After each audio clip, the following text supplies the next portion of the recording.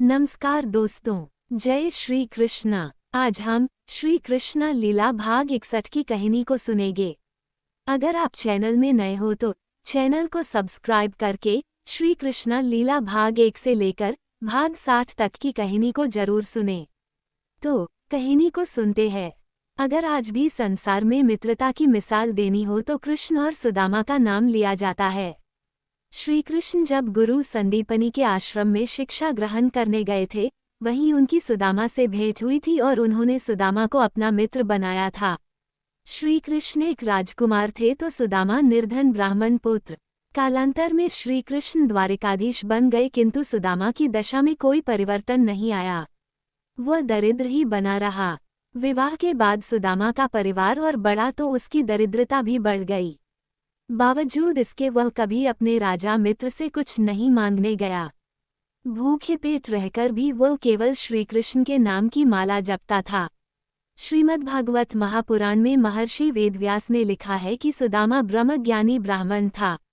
वह जानता था कि उसकी विपन्नता उसके पूर्व जन्म के कर्मों का फल है, उसे भोगे बिना मुक्ति नहीं मिल सकती।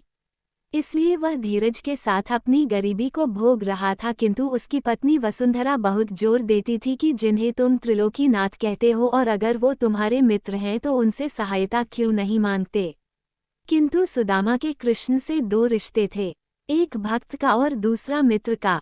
सुदामा का मत था कि भक्त तो अपने भगवान से कुछ भी मांग सकता है, किंतु मित्र के द्वार कभी हाथ नहीं फैलाने चाहिए। द्वारिका में एक रात देवी रुक्मिणी अनुभव करती हैं कि श्रीकृष्ण की मुरली में वेदना के स्वर गूंज रहे हैं। श्रीकृष्ण उन्हें बताते हैं कि इस संसार की माया ने मेरे एक बालसखा को दुखों में जकड़ रखा है और मेरी विवशता है कि मैं उसका दुख दूर नहीं कर सकता। सुदामा ब्रह्मज्ञानी है। वह जानता है कि पिछले कर्मों का फल भोगना ही पड़ता है, चाहे ये कर्म दुख हो या सुख हो। इसलिए वह अपनी दरिद्रता को निरासक्त भाव से भोग रहा है। सुदामा को 2 दिन बहुत कम भिक्षा मिलती है। बच्चों को आधा पेट भोजन कराकर पति पत्नी ने कुछ नहीं खाया है। सुदामा को एक बर्तन में चावल का एक दाना मिलता है। वह बड़े जतन से इसके 2 टुकड़े करता है। वह इसका एक भाग अपनी पत्नी वसुंधरा के खाने के लिए रखता है और अपने हिस्से का आधा चावल भगवान के भोग में अर्पण कर देता है। ये देखकर वसुंधरा कहती है कि जहाँ बड़े बड़े सेठ सोने चांदी के बर्तनों में 56 भोग लगाते हैं, वहाँ एक निर्धन ब्राह्मण का भेंट किया हुआ चावल का आधा दाना श्री कृष्ण को कहाँ दिखाई देगा। सुदामा कहते हैं कि प्रभु के यहाँ सोने चांदी और 56 भोग का कोई मोल नहीं है, वहाँ केवल श्रद्धा और भक्ति का मोल है। वसुंधरा अपने पति के इस समर्पण भाव को समझ जाती है और अपने हिस्से का आधा चावल सुदामा की ओर बढ़ाते हुए कहती है कि यदि ऐसा है तो मेरे हिस्से का आधा चावल भी उन्हें चढ़ा दो।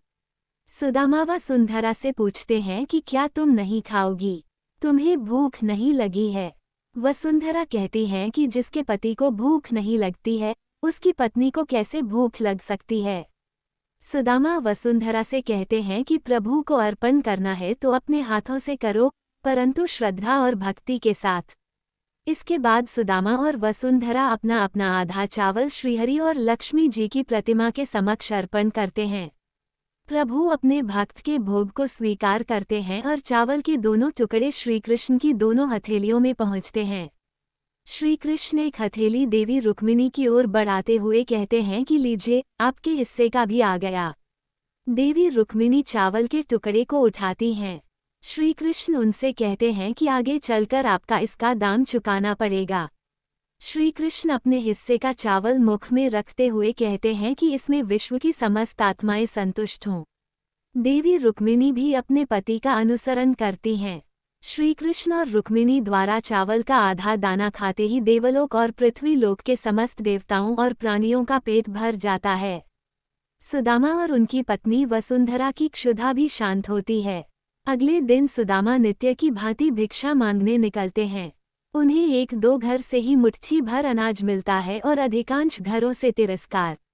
सुदामा इतना कम पाकर भी प्रभु का धन्यवाद अदा करते हैं। श्री कृष्ण देवी रुक्मिणी से कहते हैं कि देखो, सुदामा इतने कम में भी संतुष्ट होकर मेरे प्रति कृतज्ञता व्यक्त कर रहा है, जैसे मैंने उस पर असीम कृपा कर दी हो। हालांकि ये उसके अपने कर्मों से कमाया हुआ प्रारब्ध है। दोस्तों, श्री कृष्ण लीला भाग 61 समाप्त हो गया। भाग 62 की कहानी सुनने के लिए इंतजार करें। जय श्री कृष्ण।